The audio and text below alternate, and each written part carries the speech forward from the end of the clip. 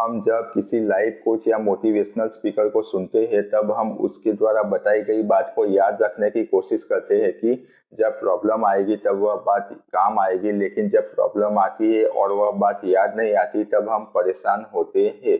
पहले बात को याद रखो, फिर जब प्रॉब्लम आई तब बात याद क्यों नहीं आ रही और फिर परेशान होना, यह हम सबकी समस्या होती है। किसी लाइफ कोच या मोटिवेशनल स्पीकर द्वारा जो बात बताई जाती है वह याद रखने के लिए नहीं होती, लेकिन समझने के लिए होती है। उससे हमारी समझ डेवलप होती है। वह जो बता रहा होता है उसके साथ साथ हम समझते जाते हैं कि किसी भी प्रॉब्लम को समझते कैसे है, उसका सॉल्यूशन कैसे निकालते हैं।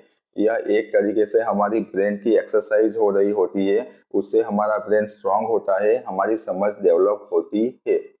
फॉर एग्जाम्पल, हमने किसी मोटिवेशनल स्पीकर से एक लड़के की स्टोरी सुनी जो चाय बेचकर करोड़पति बना था, एक सक्सेसफुल इंसान बना था। उसने एमबीए किया था और एमबीए करने के बाद रोड पर चाय का ठेला लगाकर चाय बेचनी शुरू की थी। उसे पहचानने वाले जो लोग वहां से गुजरते उसका मजाक बनाते थे कि देखो यह एमबीए करने के बाद चाय बेच रहा है, लेकिन उसने अपना काम जारी रखा। वह रोड पर जाकर लोगों को चाय पिलाता था, कुछ खास मौकों पर लोगों को फ्री में चाय पिलाता था। उसने अपनी मेहनत जारी रखी और एक सक्सेसफुल इंसान बना। अब उसकी स्टोरी सुनकर हम मोटिवेट हो गए। हमने डिसाइड किया कि मैं भी उसकी तरह चाय बेचूंगा और एक सक्सेसफुल इंसान बनूंगा। हमने चाय का ठेला चालू किया और हम भी रोड पर बैठकर चाय बेचने लगे। लोग हमें भी ताना मारने लगे। कुछ दिन बीत गए लेकिन चाय नहीं बिक रही थी। हमने सोचा कि लोग ताने भी मार रहे हैं, चाय भी नहीं बिक रही, चलो इस धंधे को बंद कर देते हैं। और हमने वह धंधा बंद कर दिया।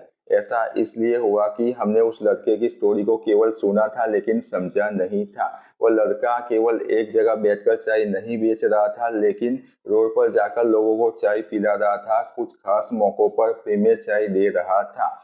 मतलब कि वह चाय बेचने की नई तरकीब आजमा रहा था। हमने क्या किया, हमने केवल एक जगह पर बैठकर चाय बेची। यदि कस्टमर हमारे पास नहीं आता तो हमें कस्टमर तक जाना पड़ेगा, हमें कस्टमर के पास अपनी प्रोडक्ट पहुंचानी पड़ेगी, तो वह हमारी प्रोडक्ट के बारे में जानेगा और हमसे प्रोडक्ट खरीदेगा।